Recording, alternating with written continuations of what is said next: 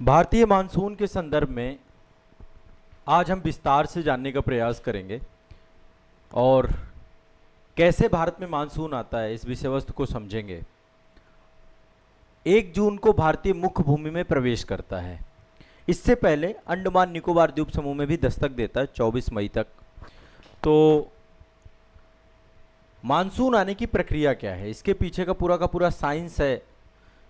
और जब कभी मैं ये टॉपिक पढ़ाता हूँ, पहले मैं विंड सिस्टम पढ़ाता हूँ, पवन तंत्र पढ़ाता हूँ, फिर इसके बाद ये टॉपिक आपको प्रॉपर समझ में भी आएगा। लेकिन आज के सेशन में आपको भारतीय मानसून के बारे में एक सामान्य समझ विकसित होने वाली है। आप समझ पाओगे कि कैसे भारत में वर्षा होती है, कैसे अरब सागर की और दक्षिण पश्चिमी मानसून इसे क्यों कहा जाता है, कैसे बंगाल के खाड़ी का पानी आके पूरे उत्तर भारत में बरसता है, कैसे अरब सागर का पानी पूरे उत्तर भारत में आके बरसता है, पश्चिमी विक्षोभ क्या होते हैं, ITCZ क्या है, ऐसे करके बहुत सारे टर्म्स हैं। एल नीनो और लालीना के बारे में भी आप सुनते हैं।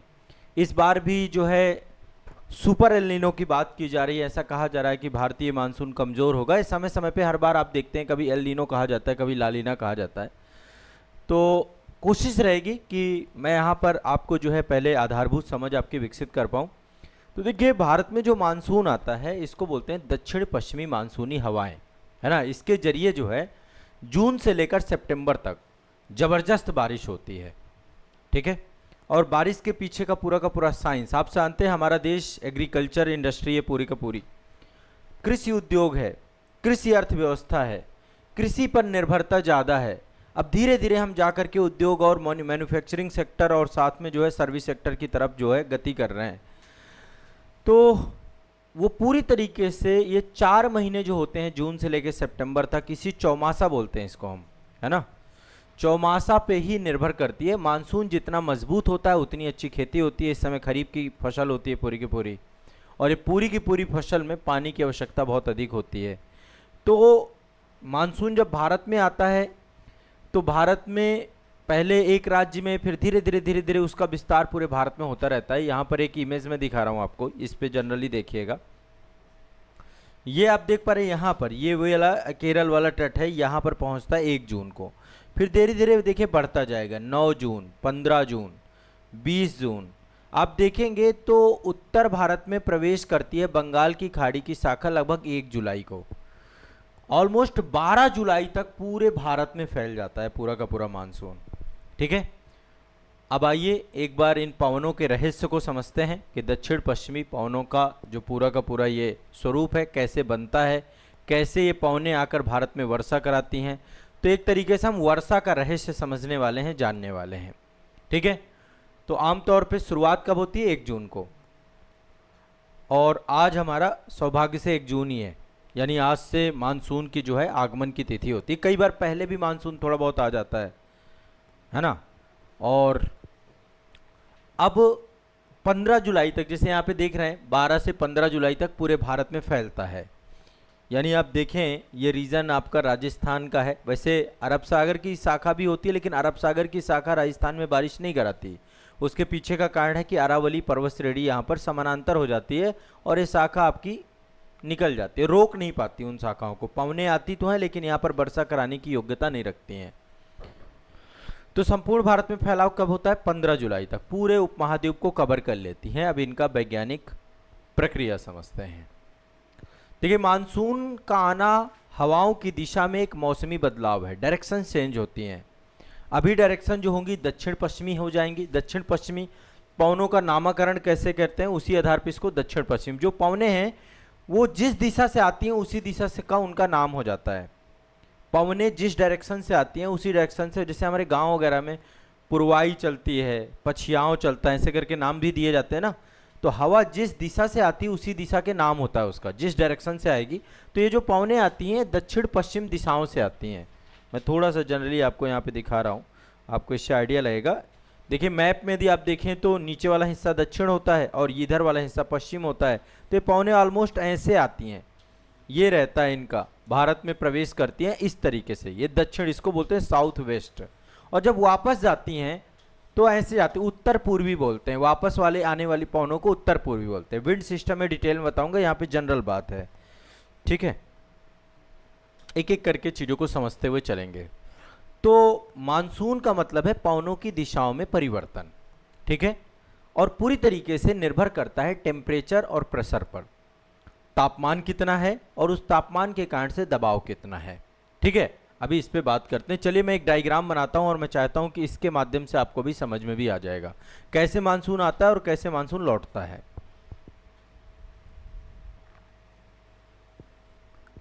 ये आपकी विषुवत रेखा है 0 डिग्री और उसके ऊपर 8 डिग्री 4 मिनट से हमारा भारत चालू हो जाता है उत्तरी गोलार्ध पे, ठीक है।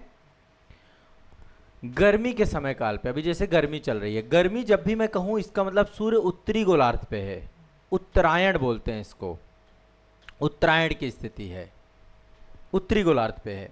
कर्क रेखा पे लंबवत चमकता है इस समय सूर्य, है ना, कर्क रेखा पे लंबवत चमकता है। 21 जून को जो है कर्क रेखा में अंतर्राष्ट्रीय योग दिवस मनाते हैं 21 जून को इसी कारण से।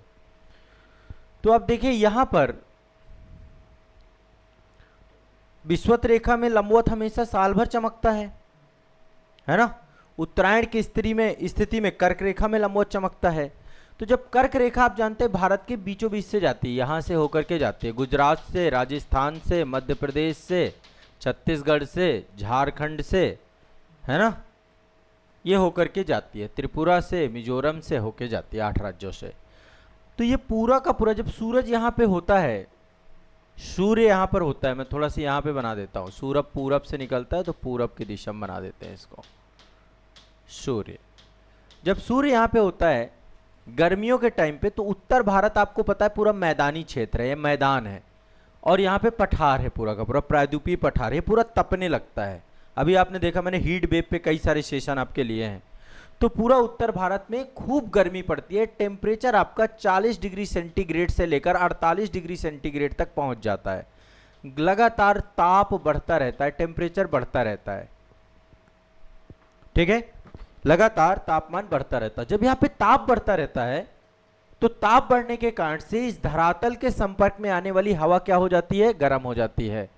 जितनी भी धरातल के संपर्क की हवा है वो क्या होगी, गर्म हो जाएगी, गर्म हो जाएगी। गर्म हवा हल्की हो जाएगी और हल्की हवा ऊपर उठेगी। इस धरातल से गर्म होकर के हवा ऊपर उठती है। कुछ इस तरीके से देख लीजिए, मान लीजिए हमारा वायुमंडल है और इस वायुमंडल में ये पूरा भारत का हिस्सा है और ये तप रहा है और तप करके हवाएं ऊपर उठ रही हैं। हवाएं कहाँ उठ रही हैं, ऊपर उठ रही हैं। तो पूरा उत्तर भारत गर्मी में तपता है, तपने के कारण से गर्म हो जाता है, गर्म होने से हवाएं गर्म होती हैं, गर्म होने से हवाएं हल्की हो जाती हैं और हल्की हवाएं क्या होती हैं, ऊपर उठती हैं। तो जब हवाएं ऊपर उठती हैं तो यहाँ पर कुछ बचता नहीं है बहुत ज़्यादा, तो इसको बोलते हैं यहाँ पे निम्न दाब क्षेत्र बन जाता है। निम्न दाब, निम्न दाब मतलब लो प्रेशर। उत्तर भारत में एक लो प्रेशर क्रिएट हो जाता है, ठीक है, क्लियर है, इसमें कोई दिक्कत तो नहीं है। अब देखिए सूर्य उत्तरायण है, इधर विपरीत स्थिति होती है ऑस्ट्रेलिया में। यहाँ पे दक्षिणी गोलार्ध पे देखेंगे तो एक देश है ऑस्ट्रेलिया, ठीक है। ऑस्ट्रेलिया को यदि देखें तो कोस्टल एरिया में आबादी रहती है, उसकी ज़्यादातर आबादी ऑस्ट्रेलिया की कोस्टल एरिया में रहती है। बीच में पूरा ठंड मरुस्थल है, डेजर्ट है, आपका रेगिस्तान है, रेत ही रेत है। अब देखिए ऊपर क्या उत्तरायण है सूर्य, तो यहाँ गर्मी पड़ रही है, लेकिन यहाँ ये दक्षिणी गोलार्ध में है तो यहाँ ठंडी पड़ती है, ठीक है, दक्षिणी गोलार्ध में ठंड पड़ती है। अभी जब भारत में बहुत गर्मी पड़ रही होगी तो दक्षिणी गोलार्ध में बहुत ठंड का माहौल चल रहा होगा, तो यहाँ पर ठंड रहती है, इस समय दक्षिणायन की स्थिति है। तो अब रेगिस्तान जितना गर्मी में तपता है ठंड में उतना ही ठंडा होता है, ठीक है। तो यहाँ पर क्या होगा, यहाँ पर धरातल क्या होता है, ठंडा होता है, धरातल ठंडा होता है। ठंडा होने के कारण से संपर्क वायु कैसी हो जाती है, वो भी ठंडी हो जाती है। हवाएं भी क्या हो जाएंगी, ठंडी हो जाएंगी। ठंडी हवाएं भारी होती हैं और भारी हवाओं की प्रवृत्ति होती है नीचे बैठने की, वो नीचे बैठती हैं। जैसे गर्म हवाएं क्या करती हैं, ऊपर उठती हैं, वैसे ठंडी हवाएं भारी होती हैं और नीचे बैठती हैं, ठीक है, इसमें कोई दिक्कत तो नहीं है, बहुत सिंपल सा है। यहां पे बन जाता है हाई प्रेशर। क्या बन जाता है, हाई प्रेशर। क्यों, अब हवाएं बैठ रही हैं, लगातार दबाव डाल रही हैं अपना, यहां पे हवाएं ऊपर जा रही हैं, यहां पे लो प्रेशर और बहुत ही खतरनाक लो प्रेशर। और यहां पर क्या है, high pressure high pressure high pressure बनता चला जाता है। एक कंडीशन यहां पे, अब देखिए यहां पर ये विषुवत रेखा है, विषुवत रेखा में जैसा कि मैंने बताया वर्ष भर सूर्य लंबवत चमकता है, तो यहां पर भी क्या होता है, तापमान ज्यादा होता है। तापमान ज्यादा होने के कारण से पानी, जैसे समंदर एरिया है या फिर धरातल है जो भी है, वो बहुत गर्म होता है। गर्म होने के कारण से हवाएं ऊपर उठती हैं, तो यहां पर भी लो प्रेशर बन जाता है। यहां पर देखिए लो प्रेशर है, यहां पे उससे खतरनाक लो प्रेशर है, क्योंकि गर्मी पे कर्क रेखा में लंबवत चमक रहा है और ये धरातल है पूरा तप रहा है। ऊपर तिब्बत का पठार भी है, देखिए वो भी तप रहा है, तिब्बत का पठार, प्रायद्वीपीय भारत का पठार, उत्तर भारत का मैदान, ये पूरा तपन में है, गर्मी में है, झुलस रहे हैं लोग। यहाँ पे 48 डिग्री सेंटीग्रेड का टेम्परेचर है। यहाँ पे क्या है, पूरा हाई प्रेशर क्रिएट हो रहा है, यहाँ पे ठंड हो रही है, रेगिस्तान पूरा ठंडा होता चला जा रहा है। तो यहाँ पे हाई प्रेशर, यहाँ पे लो प्रेशर, यहाँ पे बहुत ज्यादा लो प्रेशर। तो अब जो यहाँ पे हवाएं हैं, देखिए हवाओं के चलने की प्रवृत्ति होती है हाई प्रेशर से लो प्रेशर। हवाएं हमेशा चलती है हाई से लो, हर आदमी की प्रवृत्ति यही है। उच्च दबाव से हम निम्न दबाव की तरफ जाना चाहते हैं, ये बात तो मानते हैं। दुनिया की हर चीज जो है हाई से लो की तरफ जाना चाहती है, कम प्रेशर हो, कम दबाव हो, कम तनाव हो, कम तनाव की तरफ आप जाते हो। वैसे ही ये कम तनाव, कम दबाव की तरफ जाएंगी, तो यहां से पवनें चलना चालू करेंगी और यहां पे बहती हैं ट्रेड विंड, व्यापारिक पवनें बोलते हैं हम उसे। इस पूरे रीजन पे ट्रेड विंड चलती हैं, जिनकी डायरेक्शन ये होती है। अब वो ट्रेड विंड, चूंकि यहाँ पे हाई प्रेशर है, तो यहाँ की पवनें सारी लो प्रेशर जोन पे आ जाती हैं। ये लो प्रेशर जोन पे जब पहुंचती हैं यहाँ की पवनें, तो चूंकि यहाँ पे बहुत बड़ा लो प्रेशर बना हुआ है, तो ये पवनों को ऐसे खींच लेता है अपने तरफ, ठीक है। यहाँ पे बड़ी मात्रा में जो पवनें हाई प्रेशर से लो प्रेशर, यानी कि यहां से लेकर के ये लगभग ऑलमोस्ट 23.5 डिग्री मकर रेखा यहां से होके जाती है ऑस्ट्रेलिया से, है ना। 23.5 डिग्री मकर रेखा या 30 डिग्री आपका, कभी जब मैं आपको पढ़ाऊंगा विंड सिस्टम तब मैं आपको बताऊंगा हेडली कोष क्या होता है, फेरल कोष क्या होता है ना, ध्रुवीय कोष क्या होता है, वो सब हम आने वाले सेशन में कभी पढ़ेंगे। यहाँ पे जनरल मानसून समझिए। मानसून का मतलब ये है कि मानसून का मतलब है हवाओं की दिशा में ऋतु परिवर्तन के साथ हवाओं की दिशा में परिवर्तन। तो यहाँ पे ऋतु चल रही है उत्तरी गोलार्ध में गर्मी की, गर्मी में उत्तर भारत तप रहा है, दक्षिणी गोलार्ध ठंडा है, तो यहाँ पे हाई प्रेशर है, यहाँ पे लो प्रेशर है। हाई प्रेशर से पवनें कहाँ पहुंची, लो प्रेशर में, और जब यहाँ पहुंची तो ये इसने खींच लिया, क्योंकि इससे ज्यादा लो प्रेशर ये है। ये तो लो प्रेशर है, लेकिन इससे भी खतरनाक लो प्रेशर यहाँ पे बना हुआ है, तो ये पवनों को खींचेगा। अब जब ये पवनों को खींचता है तो यहाँ पे देखिए एक बल लगता है, आभासी बल, जिसको हम कहते हैं कोरियोलिस बल। पृथ्वी घूर्णन कर रही है, घूम रही है, तो उत्तरी गोलार्ध में जो भी चीजें पवनें चलती हैं अपने दाईं तरफ मूव कर जाती हैं और दक्षिणी गोलार्ध में बाईं तरफ मूव कर पाती हैं, इसको कहते हैं कोरियोलिस बल। अभी जनरली समझ लीजिए, इसको डिटेल में जब मैं क्लास में पढ़ाऊंगा तब बताऊंगा आपको। तो जैसे ही पवनें आती हैं, तो आने के बाद जैसे ही 0 डिग्री को क्रॉस करेंगी तो कहां प्रवेश कर गई, उत्तरी गोलार्ध में, और उत्तरी गोलार्ध में पहुंचते ही अपने दाईं तरफ मुड़ गई, ये दाईं तरफ मुड़ गई। और किस दिशा से आ रही हैं ये, दक्षिण पश्चिम, साउथ वेस्ट, इन्हीं को बोलते हैं। यही पवनें अरब सागर से, अब चूंकि ये पवनें कैसी होती हैं, गर्म पवनें होती हैं, खूब गर्म होती हैं। यही पवनें, गर्म पवनें अपने साथ खूब आर्द्रता धारण कर लेती हैं, खूब पानी, क्योंकि समंदर के ऊपर से आ रही हैं, पानी का वाष्पीकरण करती हैं, पानी को आर्द्रता, खूब आर्द्रता धारण करती हैं। और आर्द्रता धारण करने के बाद यहां पे देखिए भारत की प्रायद्वीपीय स्थिति है, तो 2 भागों में बंट जाती हैं, 2 भागों में बंट जाती हैं, 2 भागों में बंट जाती हैं। एक ब्रांच आपकी अरब सागर की शाखा कहलाती है, अरब सागर, और दूसरी ब्रांच है बंगाल की खाड़ी से आती है। ज्यादा पावरफुल जो ब्रांच है आपकी वो बंगाल की खाड़ी की ब्रांच है, ठीक है। तो यहां से पवनें प्रवेश करती हैं, 1 तारीख को यहां पहुंचती हैं केरल तट पे, और इसके बाद धीरे धीरे धीरे धीरे पहुंचती हैं भारत में। यहां पर देखिए पश्चिमी घाट है, यहां पर क्या है, पश्चिमी घाट, जिसको हम वेस्टर्न घाट बोलते हैं। पश्चिमी घाट की पर्वत श्रेणियां इन पवनों को रोकती हैं। यहाँ पे खूब बारिश होती है, केरल तट पे, कर्नाटक के तट पे, महाराष्ट्र के तट पे, सह्याद्री बोलते हैं इसको, खूब बारिश होती है। बंगाल की खाड़ी पहुंचती है, तो यहाँ पर आप देखिए मेघालय में गारो खासी जयंतिया पहाड़ियाँ हैं, ये पहाड़ियाँ इस पवनों को ट्रैप कर लेती हैं, और यहाँ पे सबसे ज़्यादा बारिश होती है। यहाँ पे विश्व का सबसे ज़्यादा वर्षा वाला स्थान है माशिन राम। माशिन राम उससे पहले चेरापूंजी हुआ करता था, है ना।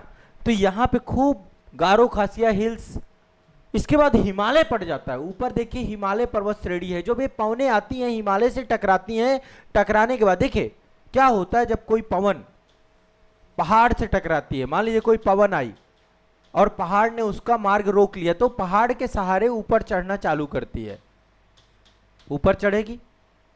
पहाड़ ने उसको रोक लिया, जब वो ऊपर चढ़ती है तो ऊपर जाने के बाद यहां पर टेम्परेचर क्या होता है, कम हो जाता है। कम होने के बाद ओशांग बिंदु या फिर कहते हैं संगनन की प्रक्रिया चालू हो जाती है। ओशांग पॉइंट या संगनन पहले ओस की बूंदों में कन्वर्ट होती है, जिनको हम बादल कहते हैं।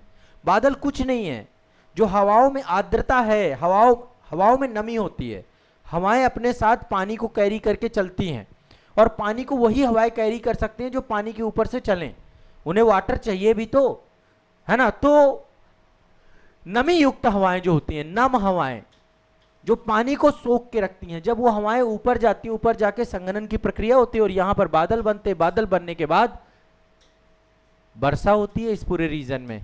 इस रीजन में वर्षा होगी और इस रीजन में वर्षा नहीं होगी, इसको बोलते हैं वृष्टि छाया प्रदेश। वृष्टि छाया प्रदेश। तो अमूमन यही घटता है जब ये पवनें आती हैं बंगाल की खाड़ी से, और यहां से जहां जहां पहाड़ इनको रोक लेते हैं भारत में, वहां पर खूब बारिश होती है और ये घटना 4 महीने तक चलती रहती है, सितंबर के महीने तक। तो बहुत सिंपल सा है, निम्न दाब का निर्माण होता है। गर्मियों के महीने में मई से लेकर जून तक थार का रेगिस्तान तपता है, उत्तर भारत का मैदान तपता है, प्रायद्वीपीय पठार तपता है, ये अत्यधिक गर्म हो जाता है। गर्म हवाएं ऊपर उठती हैं, ऊपर उठने से लो प्रेशर बन जाता है, और इसके बाद हिंद महासागर की जो नमी है, हिंद महासागर से जो पानी है, हिंद महासागर की जो पवनें हैं, उनको अपने तरफ खींचना चालू करता है। बहुत सिंपल सी बात है, इसमें कोई दिक्कत तो है नहीं, ठीक है, सिंपल सा है। और हवाओं की दिशाओं में परिवर्तन के लिए मैंने बताया कोरियोलिस बल। कोरियोलिस बल एक आभासी बल है, पृथ्वी के घूर्णन गति के कारण से बल आपका बनता है, ठीक है। उत्तरी गोलार्ध में अपने दाईं तरफ और दक्षिणी गोलार्ध में अपने बाईं तरफ, और समुद्र के ऊपर से गुजरने के कारण से ये हवाएं भारी मात्रा में नमी, बादल, जलवाष्प ये सब कुछ सोख लेती हैं। भारत के दक्षिणी प्रायद्वीपीय केरल व पश्चिमी घाट से टकराकर ये हवाएं ऊपर उठती हैं, ठंडी होती हैं, मूसलाधार बारिश करती हैं, बरसने लगती हैं। इसमें कोई दिक्कत तो नहीं है। इन्हीं को हम दक्षिण पश्चिमी मानसून कहते हैं, साउथ वेस्ट मानसून के नाम से जाना जाता है। भारतीय मौसम विभाग विज्ञान है, भारतीय मौसम विज्ञान विभाग IMD कहते हैं, वो इनके आगमन प्रगति पर पूरी की पूरी अपडेट देता रहता है। तो मानसून का आगमन कब होता है? लगभग 20 से 24 मई के बीच में अंडमान निकोबार द्वीप समूह में, और 1 जून को आपका केरल के तट पर दस्तक मानी जाती है, ठीक है। और पहले सप्ताह में मान लीजिए जून के आ जाता है। इससे पहले जितनी भी बारिश होती है उसको प्री मानसून कहा जाता है। और केरल में आम की फसलों के लिए बहुत इंपॉर्टेंट होता है वो, तो इसलिए उसको बोलते हैं आम्र वर्षा। कई सारी वर्षाएं होती हैं, जैसे काल बैशाखी। किसी दिन एक सेशन में मैं काल बैशाखी भी मानसून के जुड़े हुए जितने भी टर्म्स हैं, अभी काल बैशाखी आपका आया भी था बांग्लादेश में, बहुत बुरी हालत हुई वहाँ पर। पश्चिम बंगाल और बांग्लादेश में काल बैशाखी बहुत खतरनाक झंझावात। अभी आपने यहाँ पे भी उत्तर भारत में भी देखा, बीच बीच में बहुत तेज आंधी तूफान ये सब कुछ आए, ठीक है। तो पूर्वोत्तर भारत में केरल के साथ साथ ही पूर्वोत्तर भारत में भी ये समय के साथ प्रवेश करता है। ये आपको मैंने 12 से 13 जून तक जो है ये प्रवेश आपका ये है ना, ठीक है। 9 जून तक देखिए पूर्वोत्तर में भी ये बंगाल की खाड़ी आपकी प्रवेश करती है, ठीक है, 9 जून तक में प्रवेश कर जाती है। फिर 15 जून तक में आपका ये पश्चिम बंगाल पहुंच जाता है। बांग्लादेश भी इसी मानसून से वर्षा प्राप्त करता है। फिर 20 जून तक उड़ीसा, झारखंड, बिहार पहुंच जाता है। 1 जुलाई तक उत्तर प्रदेश पहुंच जाता है, और 12 जुलाई तक जो है पूरे भारत में पहुंच जाता है, ठीक है। 12 जुलाई लगभग 25 जुलाई मान लीजिए, 25 जुलाई तक पूरे जैसलमेर पूरे भारत में सक्रिय हो जाता है। लेकिन आप खुद सोचिए ना, जब ये चलेगा तो बीच में बरसता हुआ चलेगा, हर जगह बारिश कराता हुआ चलेगा, तो सबसे ज़्यादा बारिश कहाँ पे होगी? जो इसके सबसे नज़दीक हो गए, जैसे यहाँ बारिश हो जाती है, पवनें रुक जाती हैं ट्रैप, क्योंकि इनके पास पानी ज़्यादा होता है। यहाँ पे देखिए, यहाँ पे बारिश खूब हो जाएगी। जैसे जैसे आगे बढ़ेंगी वर्षा की मात्रा कम होती जाएगी। तभी आप देखेंगे उत्तर प्रदेश में गोरखपुर में सबसे ज्यादा बारिश होती है, लेकिन सबसे कम बारिश मथुरा रीजन पे होती है। यहाँ पर जैसे जैसे आप आगे बढ़ते जाएंगे तो बारिश कम, क्यों? क्योंकि नमी कम होती जाती है, इनके पास पानी की कमी होती जाती है इन पवनों के पास। ठीक है, तो सबसे ज्यादा बारिश पश्चिमी घाट में होती है और सबसे ज्यादा बारिश आपकी इस रीजन में होती है। यहां पर बारिश खूब हो रेगिस्तान में, लेकिन मुद्दा यह है कि अरावली ऐसे है, आप खुद देखिए, ये आ भी ऐसे नहीं, ऐसे निकल जाती हैं, ये अरावली इनके समानांतर पड़ती है। यदि यही अरावली कुछ इस तरीके से हो जाए, इस तरीके से, तो पूरी अरब सागर से आने वाली जितनी भी पवनें हैं उन पवनों को रोक ले और रोक के यहाँ पे झमाझम बारिश कराए, खूब फसलें हो। अब तो अरावली भी खत्म हो रही है धीरे धीरे। तो मानसून की पवनों की उत्पत्ति कैसे होती है, लगभग समझ में आया। इसको बोलते हैं दक्षिण पश्चिमी मानसून, कोई दिक्कत तो नहीं है इसमें। तापीय विरोधाभास है ना, पहले मैंने आपको बताया। और लो प्रेशर हाई प्रेशर चीज समझे। लो प्रेशर कहाँ बनता है? उत्तर भारत में। हाई प्रेशर कहाँ बनता है? दक्षिणी गोलार्ध में। कुछ टर्म्स होते हैं आपके, एक होता है अंतर उष्णकटिबंधीय अभिसरण क्षेत्र, ITCZ। इसको मैं अलग से कोई एक सेशन लेके वहां पे समझा दूंगा, ठीक है। भूमध्य रेखा में दोनों गोलार्धों में हवाएं जहां पे मिलती हैं उसे ITCZ कहा जाता है, अंतर उष्णकटिबंधीय अभिसरण क्षेत्र कहा जाता है। गर्मियों में ये बेल्ट ऊपर आके यहाँ पे आ जाता है, जैसे जैसे गर्मी होती है ऊपर खिसकता जाता है, ठीक है, गंगा के मैदान पे ऊपर आ जाता है और ये हवाओं को और खींचने लगता है अपने साथ। ITCZ जितनी जल्दी ऊपर आता है उतनी जल्दी हवाओं को ये खींचना चालू करता है। चुंबकीय वैक्यूम की तरह काम करता है, ये निर्वात की तरह काम करता है। कोरियोलिस इफेक्ट मैंने आपको बताया। कोरियोलिस फोर्स का काम क्या है? पवनों की दिशा को परिवर्तित कर देना, मोड़ देना, ठीक है। उत्तरी गोलार्ध में किस डायरेक्शन में? दाहिनी दिशा में। दक्षिणी गोलार्ध में किस डायरेक्शन में? बाएं दिशा में। इससे क्वेश्चन एक पूछा जाता है, कोरियोलिस बल से क्वेश्चन आता है। फेरल का नियम कहते हैं, एक वैज्ञानिक थे फेरल, उन्होंने इसको प्रतिपादित किया। फिर मानसून दो ब्रांचेस में विभाजित हो जाता है, ठीक है।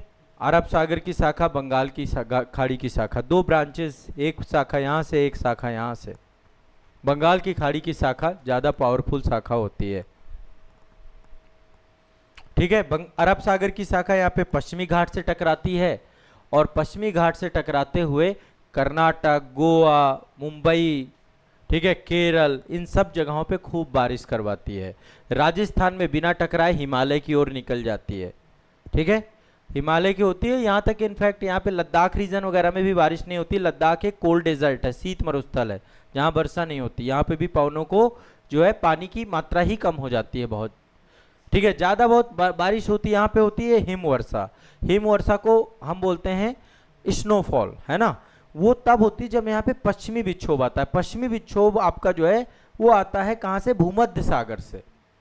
भूमध्य सागर का पानी आता है, पछुआ पवनें आती हैं, जेट स्ट्रीम वगैरह के बारे में आगे चल के हम डिस्कस करेंगे। जब क्लास पढ़ोगे, क्लास में एक जेट स्ट्रीम का टॉपिक मैं आपको पढ़ाऊंगा, उसमें पछुआ पवन प्रवाह है वो आता है और वो भारत में एक्टिवेट हो जाता है। तो पूरे भारत में ठंडियों में वर्षा होती है। दिसंबर में, जनवरी में, फरवरी में, मार्च में जितनी भी बारिश होती है वो पश्चिमी विक्षोभ के कारण होती है। और जितने भी पर्वतीय क्षेत्र हैं वहां पर स्नोफॉल कराता है वो, ठीक है। बंगाल की खाड़ी की शाखा बात करें तो बांग्लादेश, म्यांमार, इस पूरे रीजन में बारिश कराती है। माशिन राम इसी शाखा के कारण से दुनिया का सबसे अधिक वर्षा वाला स्थान है। हिमालय पर्वत से टकराती है बंगाल की खाड़ी की शाखा और इसके बाद जो है प्रयागराज, दिल्ली और पूरे उत्तर भारत में पंजाब, हर जगह बारिश कराते हुए चलती हैं। आप देखेंगे यहाँ पे हरियाणा और पंजाब में ये दोनों शाखाएं मिल जाती हैं, लेकिन इनकी इंटेंसिटी कम हो जाती है, ठीक है, इनकी इंटेंसिटी कम हो जाती है। अच्छा, अरावली पे जो बारिश यहाँ पे देखेंगे, जयपुर वगैरह में बारिश होती है, जब बंगाल की खाड़ी की शाखा यहाँ पहुंचती है तब बारिश कराती है वो, लेकिन तब उसके पास इतना पानी कंटेंट रह नहीं जाता। मानसून का हमारे लिए इंपॉर्टेंस क्यों है? लगभग 64% आबादी अभी भी खेती कर रही है, कृषि कर रही है, आजीविका कृषि पर है। 75 से 80% जो वार्षिक वर्षा होती है वो 4 महीने में सबसे ज़्यादा होती है, जून, जुलाई, अगस्त, सितंबर के दौरान होती है, ठीक है। अर्थव्यवस्था पे असर क्या पड़ता है? यदि अच्छा मानसून हो गया तो पैदावार अच्छी हो जाती है, ग्रामीण अर्थव्यवस्था मजबूत हो जाती है, महंगाई कम हो जाती है।